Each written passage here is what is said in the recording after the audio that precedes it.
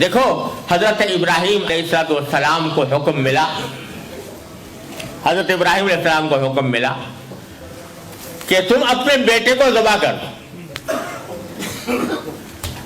اپنے بیٹے کو یعنی حضرت اسماعیل علیہ السلام کو ذبح کرنے کا حکم ملا۔ یہ حکم ایسا تھا کہ اگر کوئی دوسرا ہوتا تو باقی پوچھ سکتا تھا کہ یا اللہ کیوں، کیا لاجک ہے اس کے پیچھے؟ بظاہر تو یہ حکم ایسا تھا کہ کسی بھی عقل کی ترازو پر پورا نہیں اترتا، اپنا بیٹا اس کو قتل کرنا بلا وجہ، اس کا کوئی جرم نہیں، اس نے کوئی اوفنس نہیں کیا، اس نے کوئی کرائم کمٹ نہیں کیا، اور کہا جا رہا ہے کہ اس انوسنٹ بچے کو قتل کر دو۔ یہ عقل کے بظاہر بالکل خلاف، اور جس کو قتل کرنے کا حکم ہو رہا ہے وہ نابالغ بچہ، وہ نابالغ بچہ ہے، مائنر ہے، وہ ابھی تک وہ بالغ بھی نہیں ہوا۔ اور چھوٹے بچوں کو قتل کرنا شریعت میں بھی اتنا حرام قرار دیا گیا کہ جو جنگ ہو رہی ہو نا کافروں کے ساتھ، کھلی جنگ ہو، جہاد، اس میں بھی نبی کریم صلی اللہ علیہ وسلم کا اسٹینڈنگ آرڈر تھا کہ کسی بھی بچے کو قتل نہ کرو، لا تقتلوا ولیدا ولا امرأة ولا شیخا فانیا۔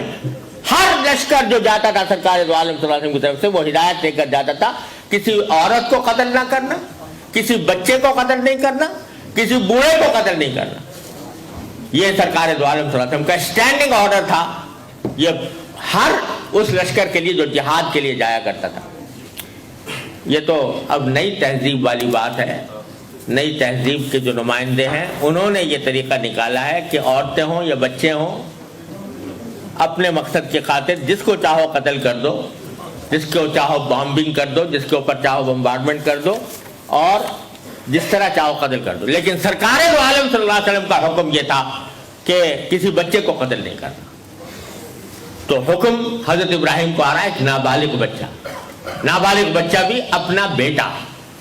لیکن پلٹ کر ابراہیم علیہ السلام نے یہ نہیں پوچھا کہ یا اللہ میاں کیوں، کیا لاجک ہے اس کے پیچھے، اور اپنے بیٹے سے پوچھا کہ بیٹا مجھے یہ حکم آیا ہے اللہ تعالیٰ کی طرف سے خواب میں کہ میں تم کو ذبح کر رہا ہوں، فانظر ماذا ترى۔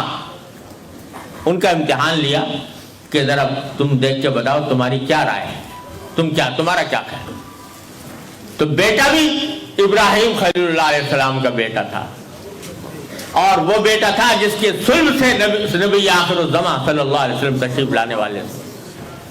بیٹے نے بھی جواب میں یہ نہیں کہا کہ ابا جان کیوں، میں کیوں قتل ہو جاؤں، میں نے کیا جرم مجھ سے سرزد ہوا ہے۔ جواب میں انہوں نے بھی یہ کہا کہ یا ابت افعل ما تؤمر، ابا جان جو حکم ملا ہے اس پر عمل کیجئے اور میری فکر نہ کیجئے، ستجدونی انشاءاللہ من الصابرین، آپ مجھے انشاءاللہ صبر کرنے والوں میں پائیں گے، میں کوئی واویلا نہیں کروں گا۔ یہ تھا ابراہیم خلیل اللہ علیہ السلام، یہ تھے ابراہیم خلیل اللہ علیہ السلام، یہ تھے اسماعیل علیہ السلام۔ اور جب قرآن نے ان دونوں کے اس واقعے کا ذکر کیا تو کیا لفظ استعمال فرمایا، فلما اسلم وتلہ للجبین۔ جب باپ اور بیٹے دونوں نے اپنے آپ کو سرنڈر کر دیا،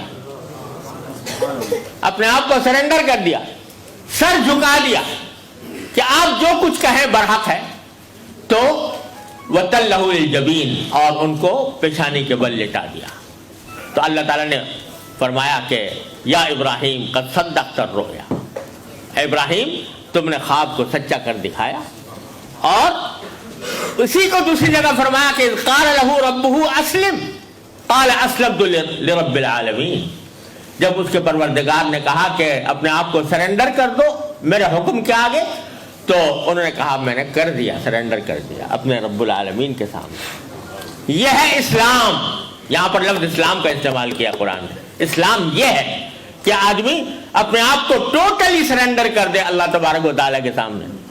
اس کا جب حکم آ جائے گا تو میں چون و چرا نہیں کروں گا، جو حکم آئے گا اس کے اوپر عمل کر کے دکھاؤں گا.